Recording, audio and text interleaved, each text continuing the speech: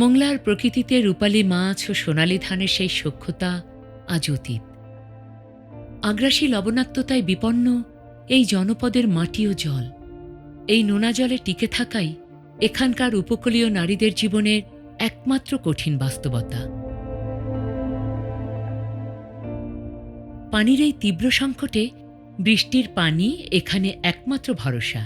তবে সামান্য একটি পানির ট্যাঙ্কি একটি পরিবারকে দূষিত পানির অভিশাপ থেকে মুক্তি দিয়ে ফিরিয়ে এনেছে সুস্থ জীবনের নিশ্চয়তা।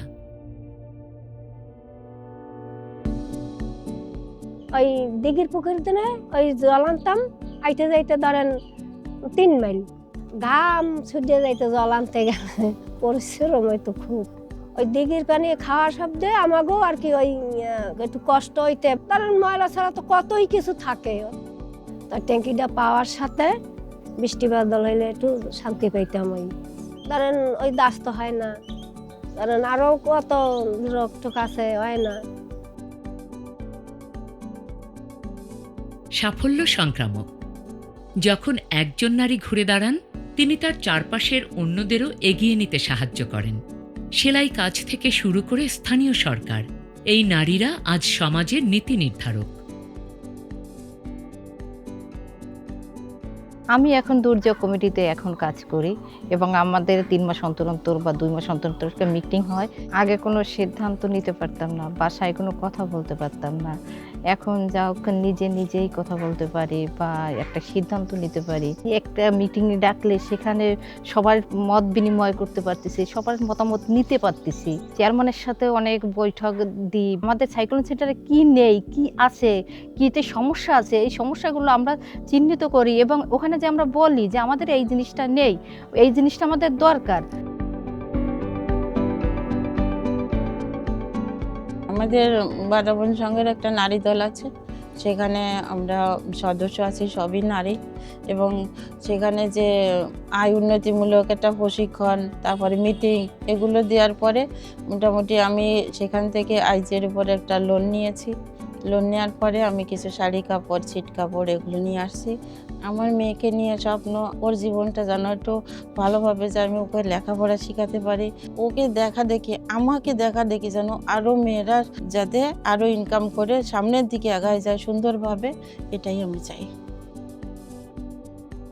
লোনাপানির এই ঘেরগুলোর পাশেই এখন এক নীরব বিপ্লব দানা বাঁধছে।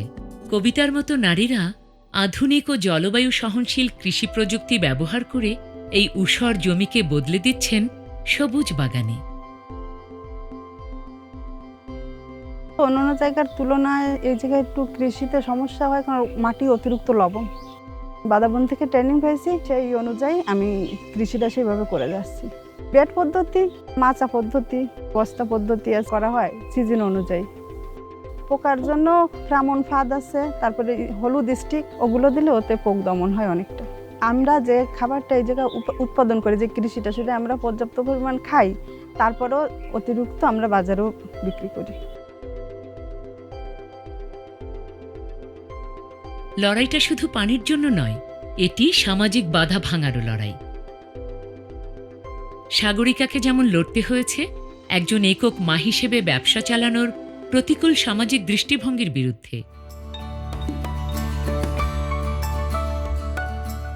আমারটা বাচ্চা আছে, তাকে মানুষ করতে হলে আমার কিছু করতে হবে।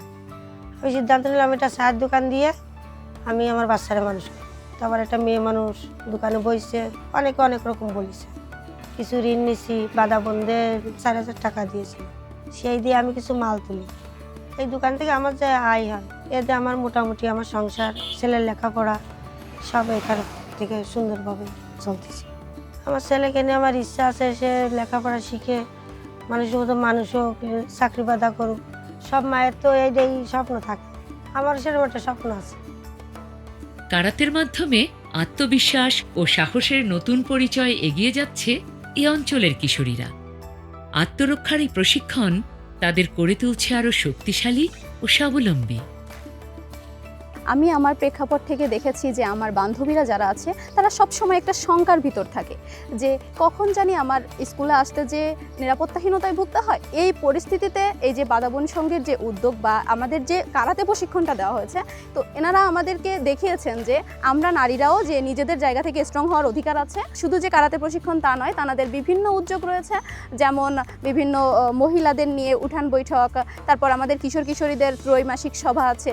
তো এরকম যে সামাজিক যে উন্নতিগুলো এগুলো ধাপে ধাপে হচ্ছে, আর এনারা নারী ও শিশুদের প্রাধান্য দেওয়ার মাধ্যমে আমাদের সমাজটাকে আসলে এগিয়ে নিয়ে যাচ্ছেন।